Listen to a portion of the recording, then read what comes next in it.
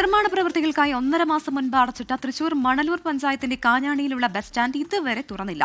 ഇതേ തുടർന്ന് കച്ചവടക്കാരും ദുരിതത്തിലാണ്. ബസ് സ്റ്റാൻഡ് തുറക്കണമെന്നാവശ്യപ്പെട്ട പഞ്ചായത്തിനെതിരെ പ്രതിഷേധവും ശക്തമാകുന്നുണ്ട്. തകർന്നുകിടക്കുന്ന പ്രദേശം കോൺക്രീറ്റ് ചെയ്യുന്നതിനായാണ് കാഞ്ഞാണി ബസ് സ്റ്റാൻഡ് ഓണത്തിന് മുൻപ് അടച്ചത്. ബസ് സ്റ്റാൻഡ് അടച്ചതോടെ പൊതുവെ ഗതാഗത തിരക്കേറിയ കാഞ്ഞാണിയിൽ 4 ഭാഗത്തേക്കും ആളുകളെ കയറ്റാൻ ബസ് നിർത്താൻ ഇടമില്ലാതായി. തിരക്കേറിയ റോഡിൽ ബസ് നിർത്തി തുടങ്ങിയതോടെ ഗതാഗതക്കുരുക്കിൽ ജനം വലഞ്ഞു. ഓണക്കാലത്ത് ബസ് സ്റ്റാൻഡ് അടച്ചത് കച്ചവടത്തെ ബാധിച്ചതായി വ്യാപാരികളും പറയുന്നു. 100-ലധികം ബസ്സുകൾ വന്നുപോകുന്ന ബസ് സ്റ്റാൻഡാണിത്. നിർമ്മാണം പൂർത്തീകരിച്ച ഈ മാസം 17-ന് ബസ് സ്റ്റാൻഡ് തുറന്നു നൽകുമെന്ന് മണലൂർ പഞ്ചായത്ത് പ്രസിഡന്റ് സൈമൺ തെക്കേത്ത് പറഞ്ഞിരുന്നു.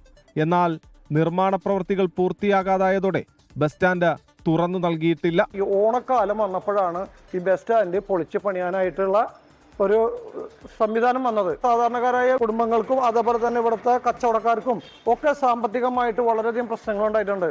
അതേപോലെ ചെറുകിട കച്ചവടക്കാരായിട്ട് നിൽക്കുന്ന ചില്ലറ വിൽപ്പനക്കാർ ഇവിടെ ഈ ബസ് സ്റ്റാൻഡ് തെരുവോരങ്ങളിൽ വിൽക്കുന്നവരുണ്ട്. അവർക്കൊക്കെ വളരെ പ്രയാസകരമായി വന്നൊരു സംഭവമാണ് ഈ ബസ് സ്റ്റാൻഡുമായി ബന്ധപ്പെട്ടുകൊണ്ട് ഉള്ള ഈ പണി ഇവിടെ എല്ലാവരിലും ബാധിച്ചിട്ടുള്ളത്. ബസ് സ്റ്റാൻഡ് തുറന്നു നൽകാത്തതിൽ പ്രതിഷേധിച്ച LDF അംഗങ്ങൾ ഭരണസമിതി യോഗം ബഹിഷ്കരിച്ച മണലൂർ പഞ്ചായത്ത് ഓഫീസിന് മുന്നിൽ സമരം ചെയ്തു.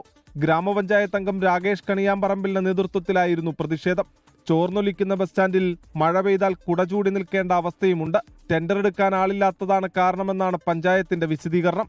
24 തൃശൂർ. ലോകത്തെവിടെയായാലും ഏത് സമയത്തും 24 വാർത്തകളും ഓഗ്മെന്റഡ് റിയാലിറ്റി പാക്കേജുകളും എക്സ്പ്ലെയിനറുകളും വിശദമായി കാണാൻ ഞങ്ങളുടെ യൂട്യൂബ് ചാനൽ നിങ്ങൾക്ക് സബ്സ്ക്രൈബ് ചെയ്യാം.